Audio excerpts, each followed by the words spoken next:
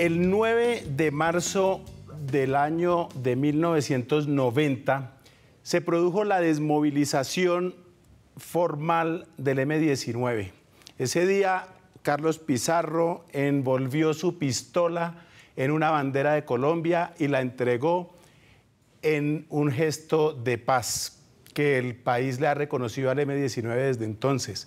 48 días después, mes y medio después, Carlos Pizarro era asesinado en un avión que despegó de aquí, de la ciudad de Bogotá.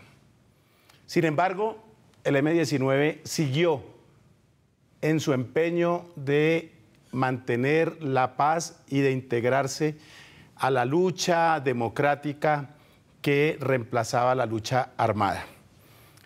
Por esa razón, 25 años después, hemos invitado al senador Antonio Navarro, quien hacía parte de esa guerrilla en ese entonces como dirigente y con el que queremos hablar de las cosas que están pasando en Colombia y de la experiencia que ha sido este cuarto de siglo en la democracia. Senador Navarro, buenas noches. Buenas noches, Vlado, y a todos los televidentes. Es un gusto estar con ustedes en estos 25 años de la primera paz contemporánea de América Latina, no solo de Colombia. Antes de El Salvador, antes de Guatemala, hicimos nosotros el proceso de paz en Colombia. ¿Cuál es el balance? Usted ahora mira estos 25 años.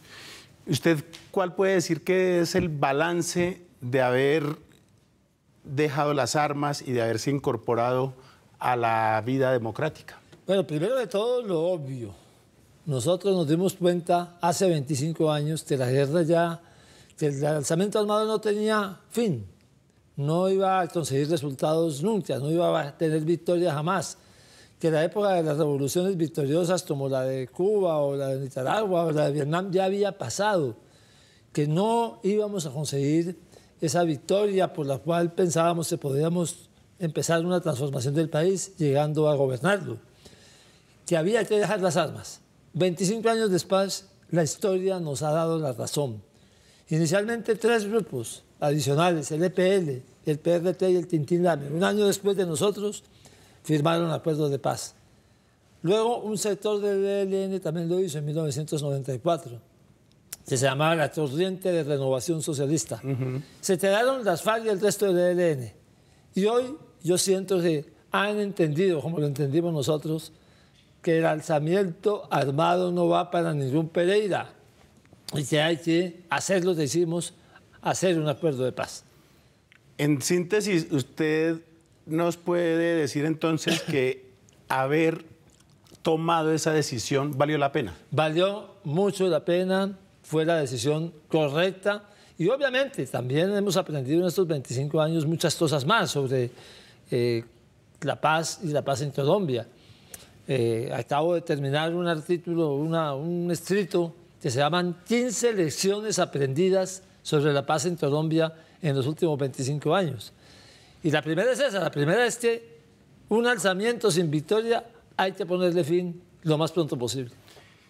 A mí me gustaría que usted nos contara cómo fue esa discusión interna en el comando del M-19 sobre eso. ¿Quién tomó la iniciativa? ¿Quién dijo, pues ya no estaba Bateman, o Bateman lo dejó de pronto planteado antes de su muerte, de su desaparición, de ese accidente aéreo en el que murió?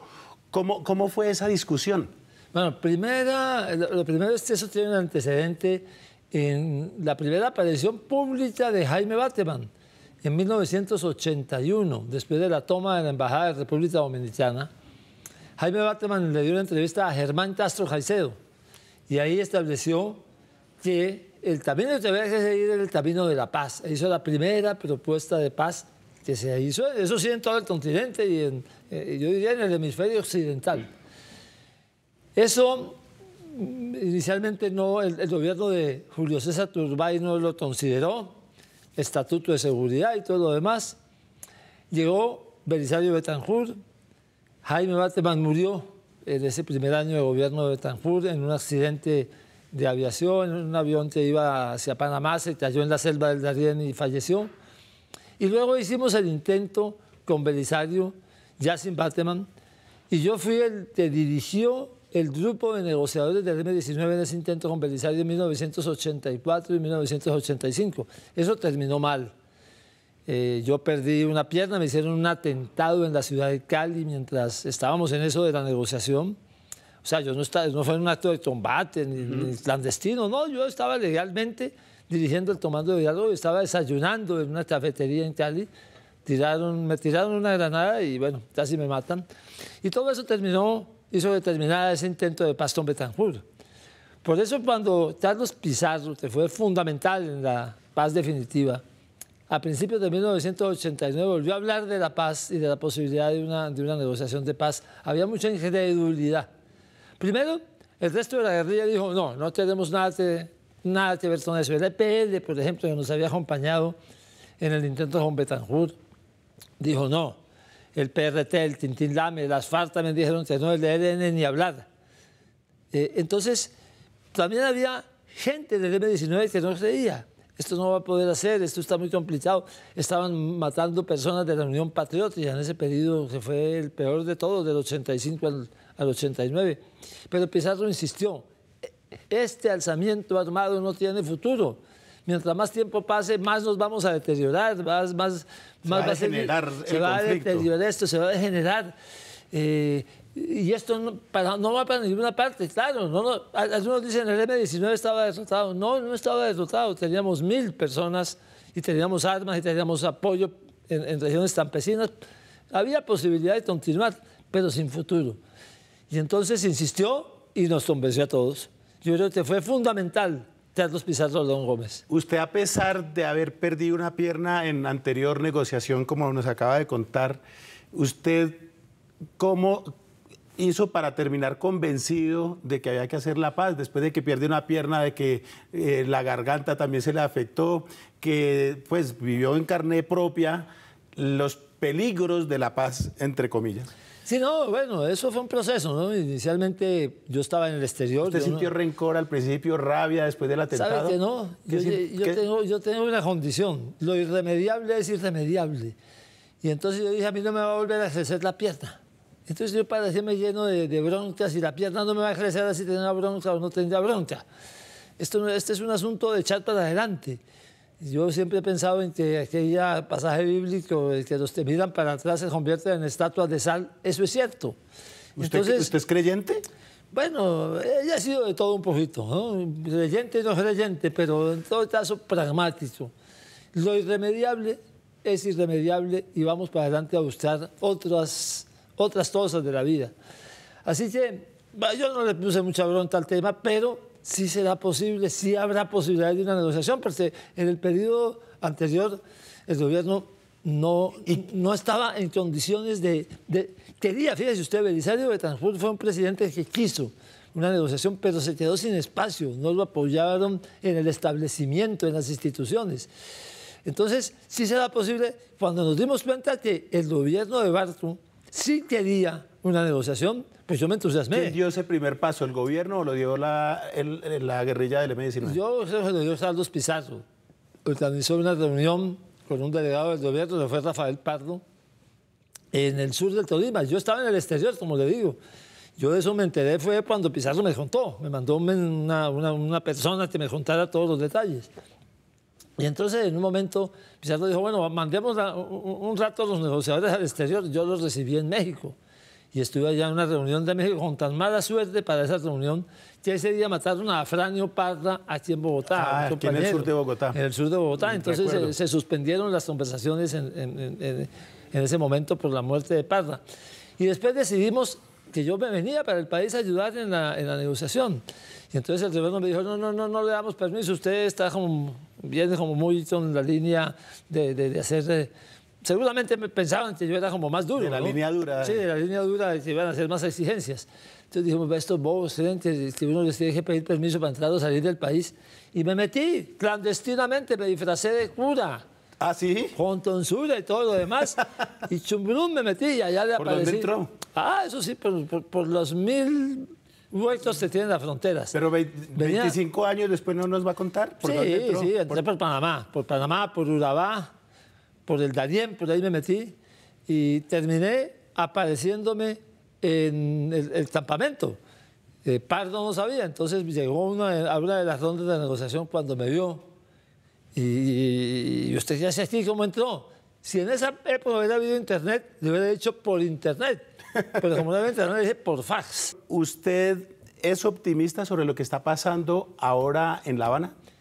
Yo creo que se está cumpliendo la condición que ya mencionamos en el caso del M-19, y es que las FARC, que en el Caguán pensaban que podían ganar la guerra.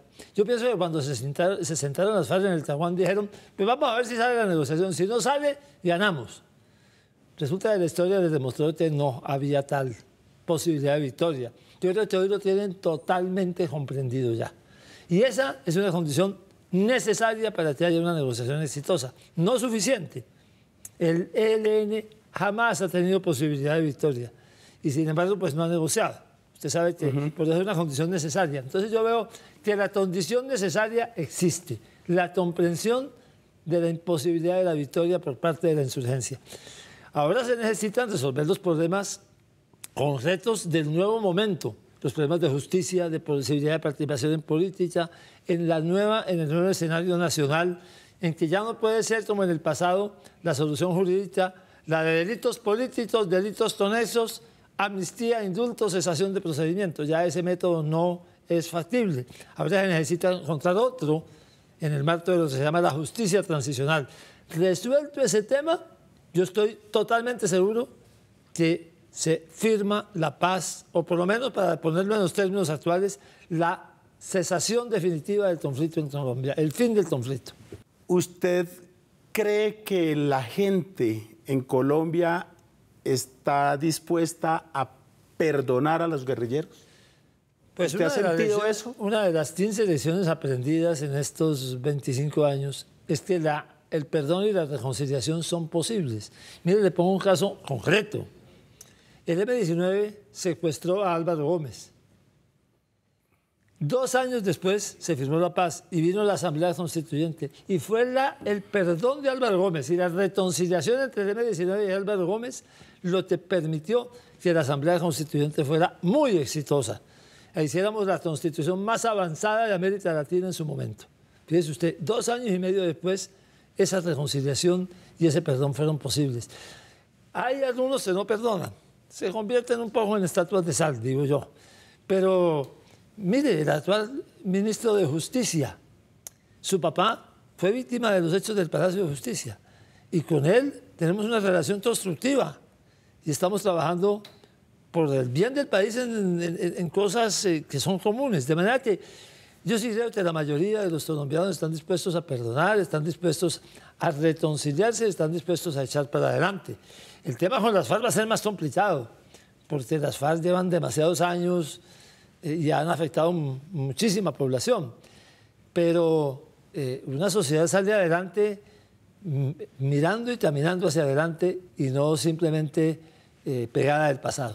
Hay una cosa que a mí me llama la atención dentro de los exmilitantes del M-19 y es que hubo muchos que se fueron a movimientos políticos de izquierda, otros menos de izquierda, más de centro, pero otros se fueron a la derecha total, como el caso de Bustamante y de algunos otros que militan hombro a hombro con el expresidente Álvaro Uribe, porque la gente cree que todos los guerrilleros llegan a hacer política con los comunistas, pero está demostrado que no. Bueno, la verdad es que en 25 años pues hay condiciones para que la gente pueda cambiar de puntos de vista políticos. Es que estamos en un mundo real y dinámico. Yo sinceramente creo que uno no puede estarse volteando, porque las arepas que se voltean mucho se queman, pero respeto los puntos de vista de todos los que a lo largo del tiempo piensan que hay que modificar sus posiciones políticas o que creen que sus posiciones políticas se interpretan mejor en grupos como el que están hoy. Es que allá voy yo. Yo creo que la guerrilla, como cualquier movimiento social, político, militar, no es homogénea en el pensamiento. Hay distintas tendencias que van hacia un lado y hacia el otro. Además, este M-19 nunca fue marxista-leninista, jamás. Pero si era izquierdista. No, pues yo sigo siendo de izquierda, de centro izquierda, para ser más preciso. En algún momento nosotros del M-19 decían, eso es la socialdemocracia en armas. Bueno, me parecía una buena definición para su época. Nuestro programa eran 3 puntos esenciales: independencia nacional, democracia autonómica y social y política, y justicia social. Eso era. Entonces eso no es un programa extremista, es un programa centrista, de centro izquierda, pero la evolución de los seres humanos es así. Yo pienso que a lo mejor usted le pregunta a Eber Bustamante y él siente que esas ideas las puede interpretar bien donde está ahora. Esa es la característica de los seres humanos y tenemos que aceptar esas realidades. ¿Cómo fue la llegada suya a la civilidad una vez se produjo la desmovilización? ¿Qué pasó con ustedes después de ese 9 de marzo, cuando dijeron, bueno, esta vaina se acabó, ¿ahora qué? Usted se fue detrás de un camión para ver que hicieran con las armas, que las fundieran y todo eso. Sí, las fundimos, hicimos unos lingotes de acero con esas armas, porque Pizarro no entregó, claro, Pizarro dejó, porque no se lo entregó a nadie. La puso sobre una mesa. En una mesa. Y de ahí de esa mesa las recogimos, las montamos en unos camiones y con la supervisión de 3 generales retirados extranjeros, un suizo, un español y un venezolano de la época de Carlos Andrés Pérez, la llevamos a una fundición y la fundimos. Este acto de entregarle a quien ha sido su al enemigo, sí, es una rendición. Es una humillación. No, eso es una rendición, es un símbolo de rendición. Claro. Entonces se dejan. Ese es un verbo, pero tiene una implicación. Pero tiene una implicación, digamos, de significado. Se destruyen, eso sí. En el caso del PRT, las armas las arrojaron al mar, al Golfo de Morrostillo. Yo los acompañé y allá tiraron los pocos fusiles que tenían y las pistolas al fondo del mar. Entonces no las entregan, las dejan. Pero bueno, ¿qué pasó? Pizarro y yo salimos unos días antes a explorar qué estaba pasando en las ciudades, porque allá en el campamento donde estábamos pues, veíamos mucha simpatía, pero decíamos, esto está lejos todavía de la opinión pública, de sentirla directamente. Salimos a Bogotá a ver cómo estaba la situación. Y el helicóptero en que salíamos aterrizó en Cali y vino un oficial del ejército con uniforme camuflado. Yo le digo una cosa, a mí me dio escalofrío. El señor vino, nos estrechó la mano y nos dijo, bienvenidos a la democracia. Creo que eso es lo fundamental. Digamos, los antiguos contrincantes dándose la mano y diciendo vamos a compartir nuestras diferencias y también nuestras coincidencias en democracia y sin armas. Esa es la paz. Y ustedes empezaron su vida, es que a mí me da curiosidad, ¿dónde fueron a vivir? ¿Qué hicieron? Llegamos hijos, a Bogotá, mujer, nos todas esas recibió cosas. la gente. Era bastante increíble que se firmara una paz en ese momento. El país habían salido un montón de periodistas que los habían amenazado de muerte. Antonio Caballero, García Márquez había tenido que ir. Daniel Samper. Un montón, sí. A finales de los 80. Y la paz está como que era en serio, ¿no? Como que estos tipos de M-19 como que van en serio. Entonces nos recibieron súper bien. De verdad fue mucha simpatía la que hubo. Pizarro se presentó de candidato a la alcaldía de Bogotá. Y Vera Herave a la Cámara de Representantes por Bogotá. Pizarro sacó un montón de votos. Obviamente no para ser alcalde. Y Vera la eligieron representante de la Cámara. Yo me fui a Cali y fui candidato a la alcaldía de Cali. A mí me fue menos bien que a Pizarro. La verdad que de 6º entre 7. No, pues. Pero ahí hice mi campaña. Y bueno, después vino esa cosa brutal que fue, bueno, Pizarro fue candidato a la presidencia, se inscribió como candidato y vino eso brutal que fue el asesinato de Carlos Pizarro cuando llevaba 48 días, dice usted, sí, o 47 días de haber firmado la paz. Y en ese momento todos pensamos, es verdad aquello que dicen de la época de la violencia, el guerrillero que firma la paz lo matan. Habían matado a Guadalupe Salcedo, habían matado a varios de los jefes guerrilleros liberales en los años 50, entre ellos a Charronegro, que era el jefe de Marulanda. Y eso fue lo que llevó a las FARC a volverse para el monte, precisamente que mataron a Charronegro por allá en Chaparral. Entonces, ¿será que está pasando lo mismo de nuevo? Que los que firman la paz, entonces los van a matar a todos. Y entonces fue un momento muy difícil para nosotros, porque una parte de la gente decía, volvámonos para el monte, si nos van a matar, que nos maten peleando. Y llegamos a la convicción de que lo habían matado no por ser guerrillero, sino por ser candidato presidencial. Porque el cartel de Medellín estaba matando candidatos presidenciales. Habían matado a Luis Carlos de Adán, habían matado a Bernardo Jaramillo, mataron a Pizarro. A Jaime Pardo Leal. Pero él fue antes. Sí. Ya el candidato de la UP era Bernardo Jaramillo. Sí, sí, sí. Entonces dijimos, lo mataron por ser candidato presidencial, vamos a enterrarlo en paz. Y lo enterramos en paz y tomamos la decisión de continuar. Y mire, esa campaña, en los 30 días que quedaban, esa campaña presidencial, hizo que todos los candidatos, que yo heredé la candidatura de Pizarro, pero todos tuvimos que encerrarnos cada uno en su casa. Álvaro Gómez en la suya, César Gaviria, Rodrigo Lloreda y yo, cada uno encerrados en su casa porque el que salía lo iba a matar el cartel de Medellín. Cuando pasó la elección presidencial, disminuyó la tensión. Y entonces yo me había metido en una taza, yo dije, ¿quién se cuida más en este país? Pues el embajador de Estados Unidos, no se sabe cuidar. Entonces alquilamos una taza lo más cerquita que pudimos de la residencia del embajador. Yo dije, pues el señor ahí, sin querer queriendo, va a terminar cuidándonos. Y entonces me puse con 15 personas dentro de esa taza. Si usted viera cuando ya pasó todo, ya pasó la elección presidencial, bajaron las amenazas, váyanse para la casa, hombre, no. Una guerrilla es una comunidad primitiva, nómada, que le gusta andar en grupo. La familia y el hogar es el grupo. Casi que no podemos disolver ese grupo y mandarlos a que consideran sus casas individuales. Y ahí siguen.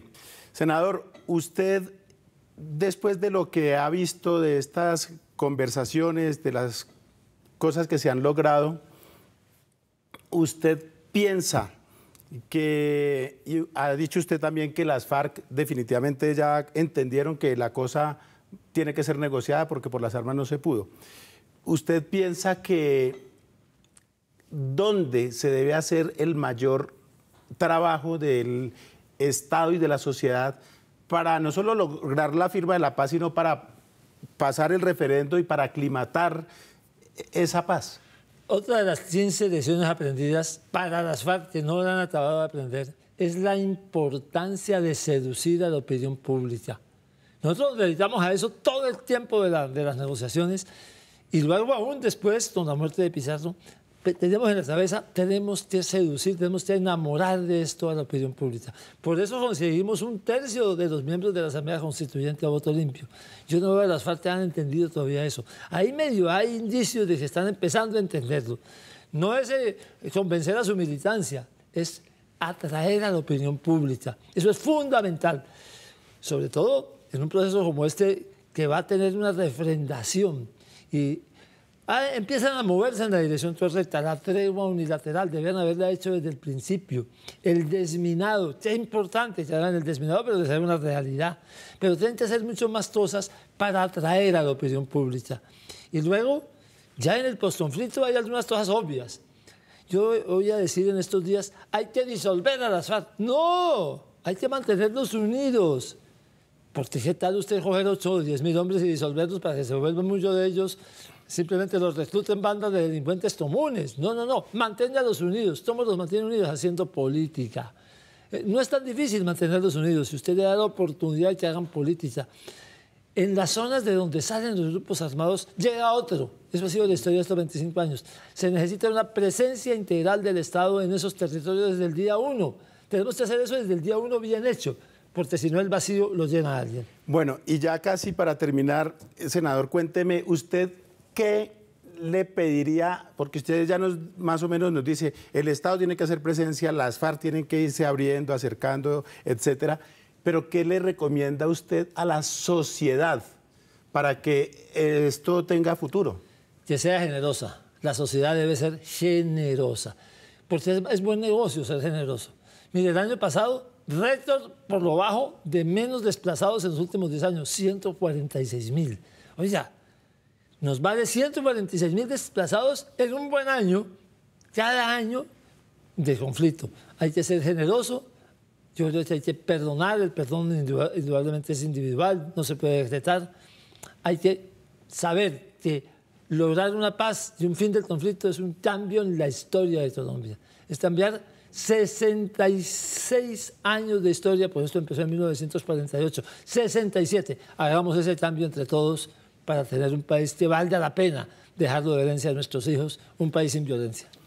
Bueno, senador, usted ha demostrado que la guerrilla también puede tener, usted ha sido destacado ministro, buen gobernador, buen alcalde, un senador muy serio. Hay posibilidades de que esto salga adelante. Esperemos que se consolide este proceso con las FARC y que ojalá con el ELN. Está en manos de las FARC y está en manos del gobierno, pero está en manos sobre todo de todos ustedes, de todos nosotros, de todos los colombianos. Demos el paso adelante. Muchísimas gracias, senador, por esta visita y cuente siempre con nosotros y con este programa. Muchas gracias.